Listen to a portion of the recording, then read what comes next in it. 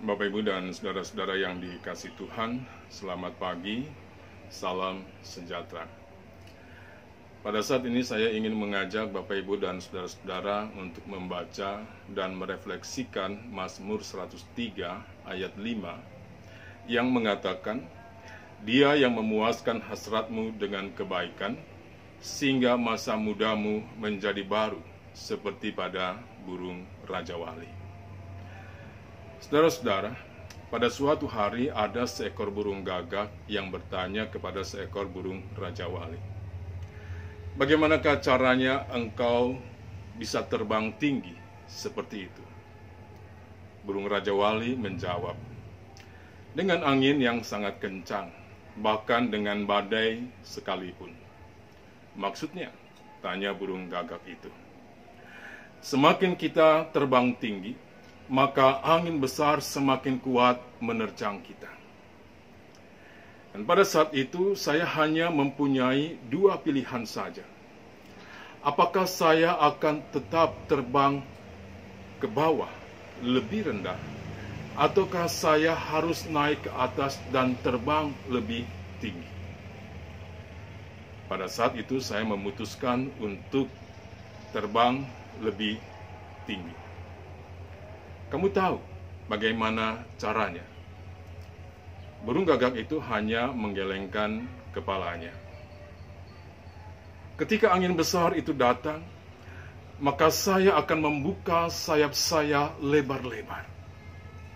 Saya akan menggunakan angin besar itu sebagai tolakan untuk mengangkat saya ke tempat yang lebih tinggi.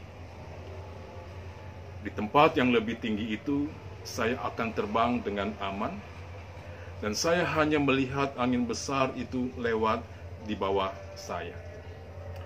Itulah yang membuat saya bisa terbang tinggi dan lebih tinggi dari burung-burung lainnya. Sang burung rajawali bercerita sambil tersenyum kepada burung gagak itu. Saudara-saudara yang dikasihi Tuhan, burung rajawali adalah salah satu jenis burung yang mampu terbang tinggi di atas langit. Dan ilustrasi tadi menolong kita untuk memahami bahwa hal yang pertama, setiap orang termasuk gereja di dalamnya tidak luput dari persoalan hidup.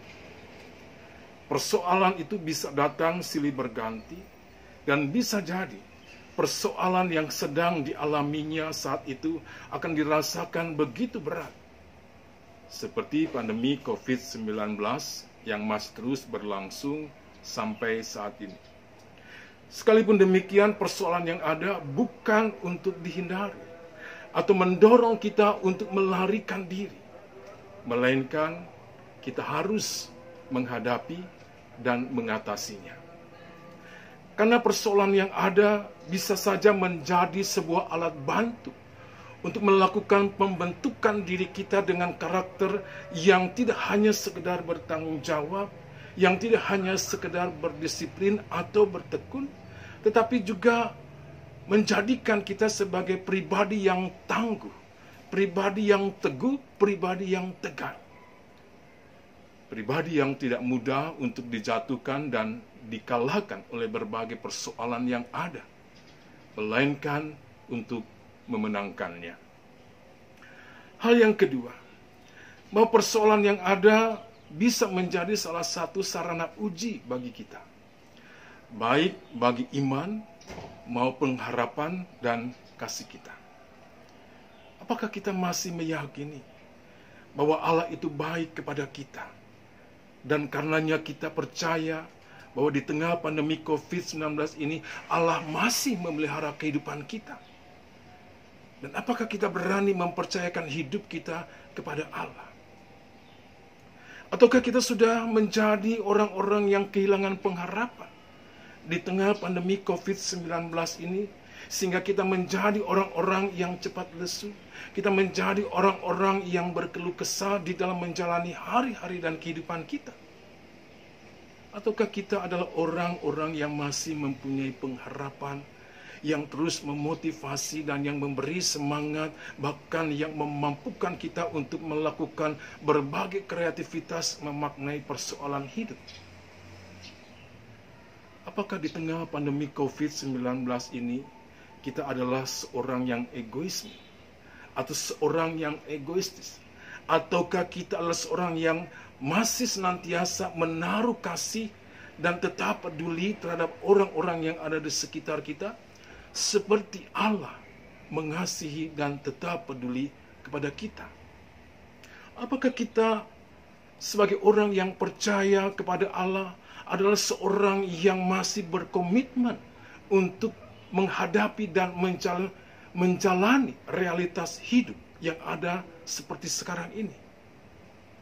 Apakah kita termasuk seorang yang bertanggung jawab atas hidup yang Tuhan percayakan kepada kita untuk dikerjakan dan diselesaikan dengan benar? Saudara-saudara yang dikasihi Tuhan, ketika kita mau menjalani dan bisa mengatasi persoalan di dalam hidup kita, maka di sana akan ada senyuman haru. Di sana akan ada ucapan syukur. Di sana akan ada perasaan bahagia. Seperti habis hujan akan ada pelangi yang indah. Rasul Paulus berkata, segala perkara dapat kutanggung di dalam Dia yang memberi kekuatan kepadaku. Oleh sebab itu, marilah kita merefleksikan setiap peristiwa yang kita hadapi bersama dengan Allah dan selamat terbang tinggi bersama Tuhan. Mari kita berdoa. Ya Allah, Bapa yang bertahta di dalam surga, ajarlah kami untuk memahami persoalan yang kami alami sebagai cara Engkau membentuk kami menjadi pribadi yang tangguh, teguh, dan tegar, tanpa kami kehilangan iman, pengharapan, dan kasih kami. Ajarlah kami untuk senantiasa percaya bahwa kekuatan kami menjalani dan mengatasi persoalan hidup hanyalah dari Engkau saja, dan kami mengalami kebaikan-kebaikan-Mu. Di dalam nama Yesus, amin.